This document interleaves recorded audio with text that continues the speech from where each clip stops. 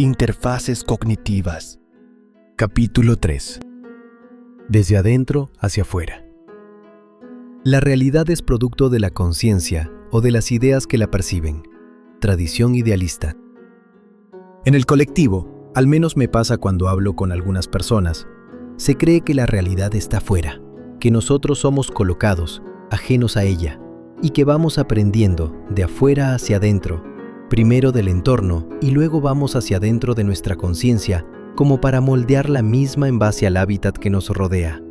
Con el tiempo, determinadas experiencias me fueron determinando que, si bien hay ciertos aprendizajes que son desde afuera hacia adentro, hay un montón de cuestiones que es necesario asimilar desde adentro hacia afuera. La realidad, el afuera, no es contenido estático, es dinámico y está en una transformación constante, como el universo en sí, como universo dentro del mismo universo. La inversión del flujo. Existe una creencia profundamente arraigada en nuestra cultura, que somos recipientes vacíos que llegan al mundo para ser llenados por el exterior. Según esta narrativa, nacemos como pizarras en blanco sobre las cuales el entorno escribe su contenido. La educación fluye hacia adentro, las experiencias moldean desde afuera, y nosotros, esas vasijas pasivas, simplemente absorbemos lo que el universo nos entrega. La realidad, según esta perspectiva, es algo que está allá afuera, independiente y anterior a nosotros. Y nuestro trabajo consiste en adaptarnos a ella lo mejor que podamos. Esta visión tiene cierta lógica evolutiva. Los animales sobreviven aprendiendo de su entorno, qué es peligroso, qué es comestible, dónde hay refugio. El aprendizaje desde afuera hacia adentro es real y necesario. Pero hay algo que esta perspectiva omite, la otra dirección del flujo. Porque también es cierto, quizás más profundamente cierto, que algo fluye desde nosotros hacia el exterior, que nuestra conciencia no solo recibe, sino que proyecta, no solo absorbe, sino que crea. Las tradiciones filosóficas más antiguas intuían esta verdad. El idealismo, esa corriente que ha atravesado culturas y siglos, propone que la realidad no existe de manera independiente de la mente que la percibe. No se trata de negar que existe un mundo exterior, sino de reconocer que lo que experimentamos como realidad es siempre una construcción participativa, el encuentro entre algo que viene de afuera y algo que emana de adentro. La conciencia como origen. La física cuántica ha traído al laboratorio una revelación que los místicos conocían desde hace milenios. El observador no es ajeno al observado. En el extraño mundo de las partículas subatómicas, los electrones existen en estados de superposición, múltiples posibilidades simultáneas, hasta que alguien los observa. En ese momento, la función de onda colapsa y la partícula adopta un estado definido. La observación no es pasiva, es un acto de participación creativa.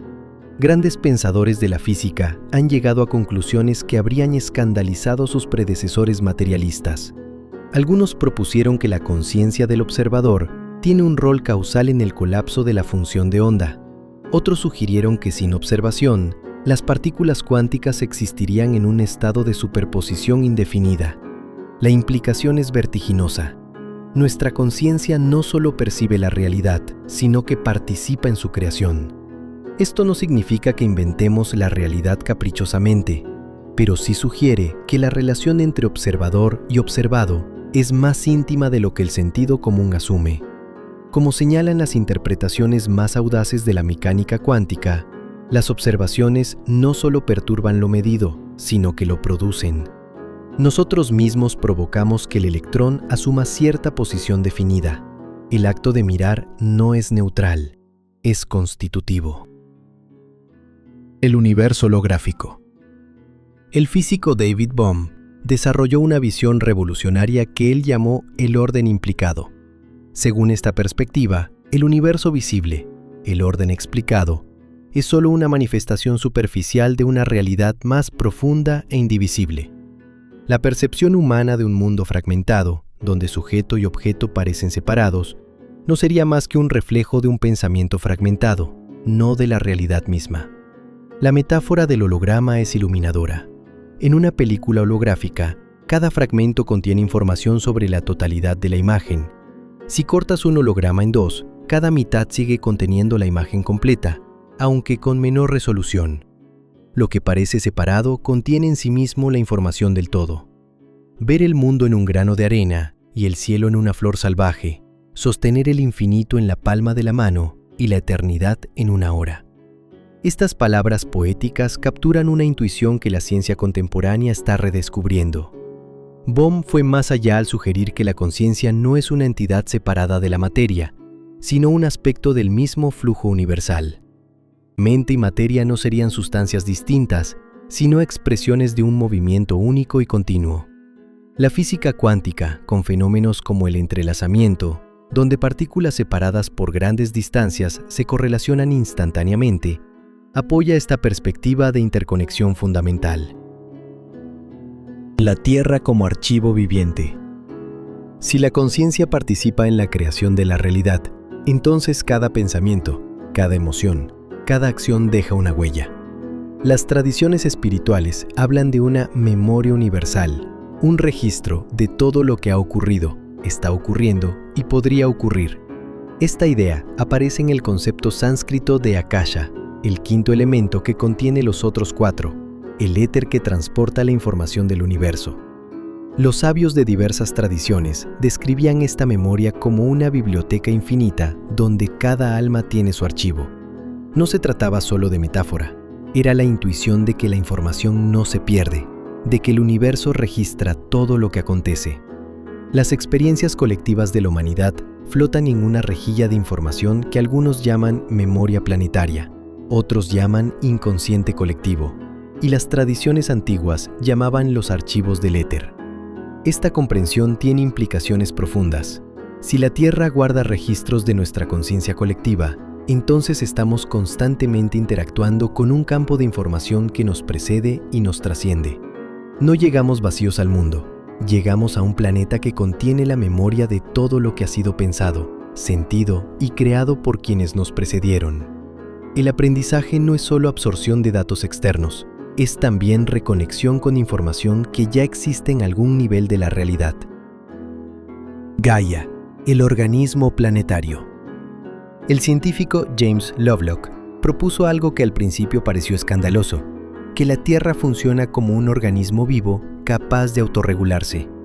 Su hipótesis, bautizada con el nombre de la diosa griega de la naturaleza, sugiere que todos los componentes terrestres, atmósfera, océanos, suelo, seres vivos, forman un sistema integrado que mantiene las condiciones necesarias para la vida. La atmósfera terrestre, desde el punto de vista químico, debería estar en equilibrio, mayoritariamente dióxido de carbono, sin apenas oxígeno. Pero la vida la mantiene en un estado de desequilibrio controlado, 78% nitrógeno, 21% oxígeno, apenas 0,03% de CO2. Esta composición anómala solo puede explicarse por la actividad de los organismos vivos, que, en su conjunto, regulan las condiciones planetarias. La vida no solo habita la Tierra, la vida es la Tierra, en un sentido muy real. Si el planeta funciona como un superorganismo y si nosotros somos parte de ese organismo, entonces nuestra conciencia individual es un aspecto de algo más vasto. No somos observadores externos colocados sobre una roca inerte. Somos células de un cuerpo planetario, neuronas de una mente global en formación. Y como tales, nuestra influencia no es unidireccional. Afectamos al todo tanto como el todo nos afecta a nosotros. De la matriz al tensor.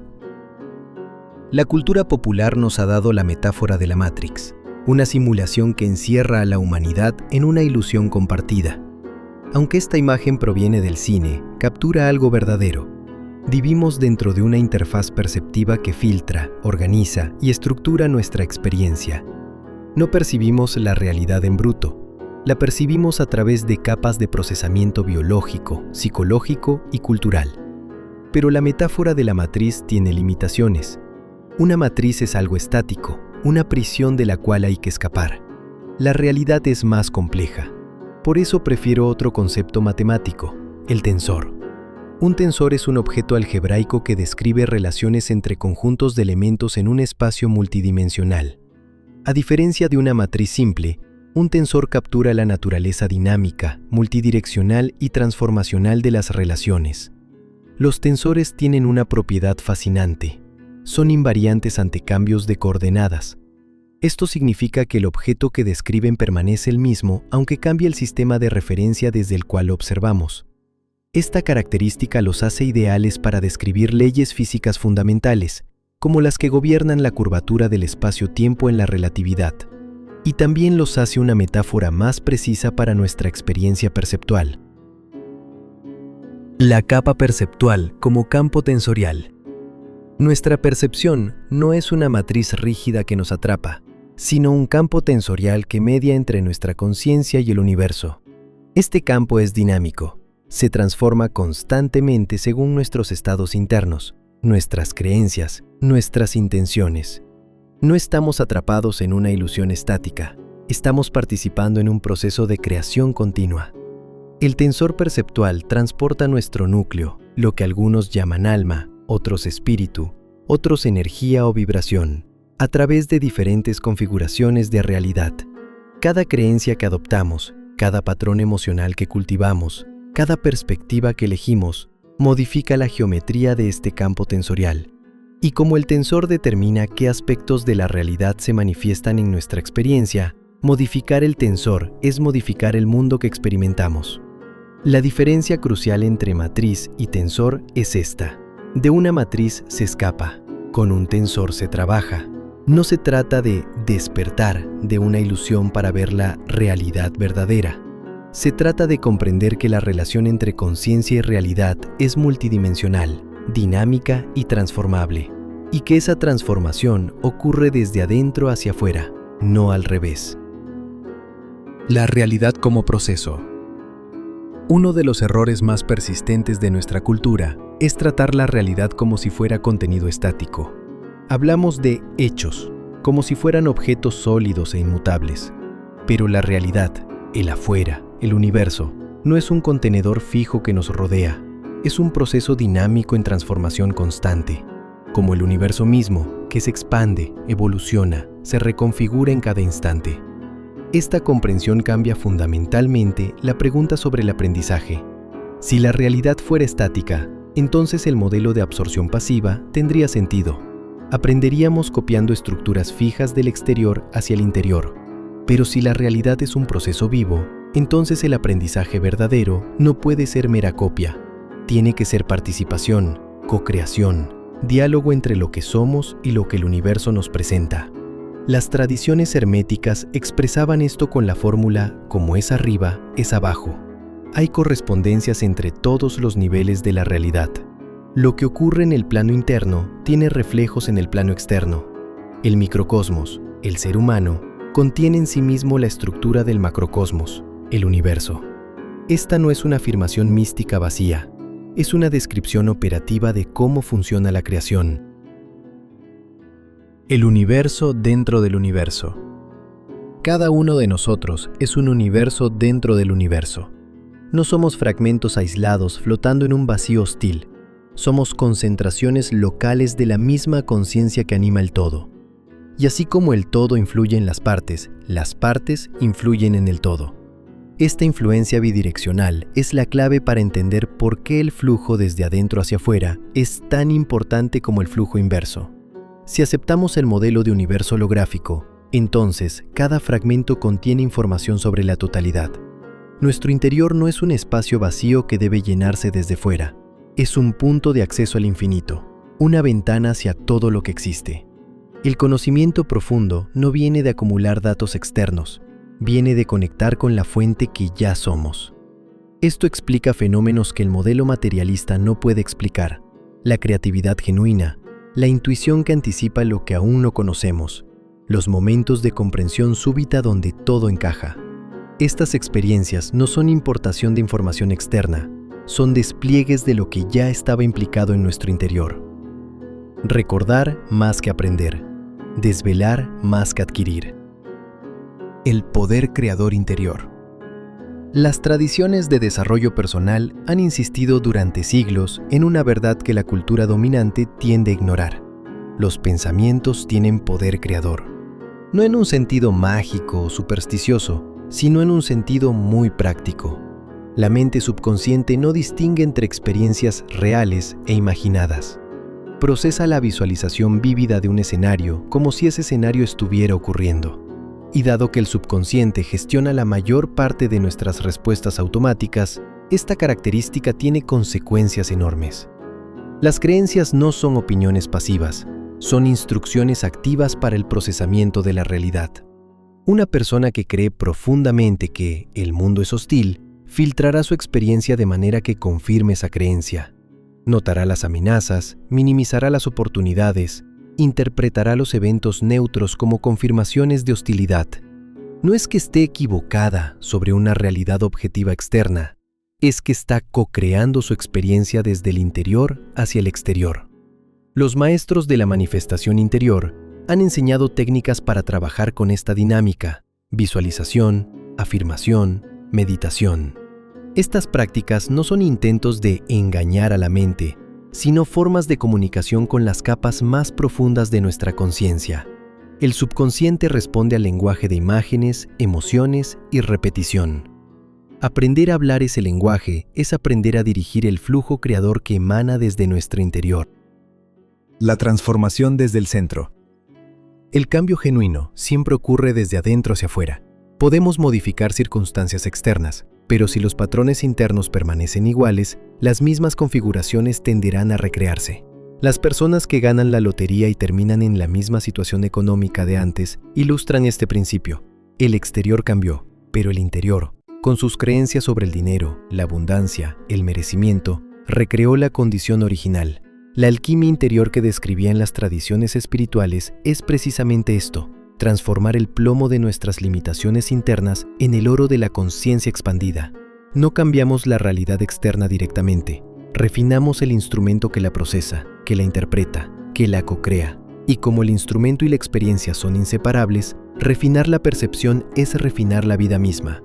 El trabajo desde adentro hacia afuera no niega la importancia del exterior.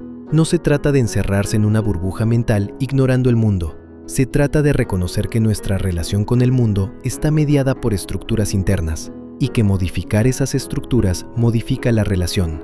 El exterior sigue existiendo, pero nuestra experiencia de él se transforma cuando nos transformamos. El flujo bidireccional. Sería un error reemplazar el dogma de todo viene de afuera por el dogma inverso de todo viene de adentro. La realidad es más sutil. Existe un flujo bidireccional continuo entre interior y exterior. Aprendemos del entorno, eso es innegable, pero también proyectamos sobre el entorno. Seleccionamos qué aspectos del entorno percibir. Interpretamos el entorno según nuestros marcos internos. La neurociencia confirma esta bidireccionalidad. El cerebro opera mediante codificación predictiva. Antes de que lleguen los estímulos sensoriales, ya está generando expectativas sobre lo que encontrará. La percepción es, en gran medida, comparación entre lo predicho y lo recibido. Solo los errores de predicción capturan nuestra atención consciente. Esto significa que la mayor parte de lo que creemos percibir es proyección de expectativas confirmadas, creación desde adentro hacia afuera. Reconocer la bidireccionalidad nos libera de dos extremismos: el materialismo ingenuo que niega cualquier poder creador a la conciencia y el idealismo extremo que niega cualquier realidad al mundo exterior. La verdad parece estar en el encuentro, un universo que existe independientemente de cualquier observador individual, pero que solo se manifiesta plenamente en el acto de observación. Una realidad que nos moldea, pero que también es moldeada por nosotros. El punto de poder. El punto de poder es siempre el presente y el punto de poder siempre está dentro. No podemos cambiar directamente el pasado ni controlar completamente el futuro. No podemos forzar a otros a transformarse ni manipular las circunstancias externas por pura voluntad. Pero sí podemos modificar cómo procesamos la experiencia, qué significados asignamos, desde qué estados internos respondemos. Esta comprensión es liberadora. Significa que no dependemos completamente de que cambien las circunstancias externas para experimentar cambio. El cambio puede comenzar ahora, desde adentro, modificando nuestra relación con lo que es. Y ese cambio interior, con el tiempo, genera cambios exteriores, no por magia, sino porque diferentes estados internos producen diferentes acciones, diferentes elecciones, diferentes respuestas del entorno. Las generaciones futuras heredan los frutos de nuestra transformación interior. No solo transmitimos genes y cultura, transmitimos patrones de conciencia, campos de información, configuraciones del tensor perceptual. Cuando nos transformamos genuinamente, esa transformación resuena más allá de nuestra vida individual. Somos eslabones en una cadena de conciencia que se extiende hacia el pasado y hacia el futuro. El giro interior. Copérnico desplazó a la Tierra del centro del universo físico. Pero quizás necesitamos un giro inverso en el plano de la conciencia. Reconocer que cada uno de nosotros es un centro desde el cual irradia realidad. No el único centro, hay tantos centros como conciencias, pero un centro real desde el cual la experiencia se despliega. Este reconocimiento no alimenta el ego, lo trasciende. Porque si cada uno es un centro de creación, entonces nadie es más central que otro. La igualdad fundamental de los seres no descansa en abstracciones políticas, descansa en la estructura misma de la realidad. Cada conciencia es igualmente un punto de acceso al infinito, igualmente un universo conteniendo el universo. Vivimos dentro de un campo perceptual que transporta nuestro núcleo, nuestra chispa esencial, a través de las configuraciones cambiantes de la existencia. Este campo no es una prisión de la cual escapar, es un instrumento para navegar. Y el arte de la vida consiste en afinarlo conscientemente, en calibrar sus parámetros, en elegir desde qué estados internos proyectamos hacia el mundo que co-creamos. La información que podemos percibir en la realidad física se encuentra alojada en la Tierra. Hay registros en nuestro planeta que datan del estado de nuestra conciencia colectiva. Pero esos registros no son solo historia pasada, son posibilidad presente. Al conectar con ellos desde nuestro interior, no solo absorbiendo datos sino resonando con patrones, participamos en la evolución continua de la conciencia planetaria. El viaje desde afuera hacia adentro es necesario. Debemos aprender del mundo, absorber información, adaptarnos al entorno. Pero el viaje complementario, desde adentro hacia afuera, es igualmente esencial y frecuentemente olvidado. Tenemos algo que proyectar, algo que crear, algo que ofrecer al universo que no existía antes de nosotros. Nuestra conciencia no es un recipiente vacío esperando ser llenado. Es una fuente de la cual puede emanar originalidad, belleza, transformación. Pero nosotros también creamos universo.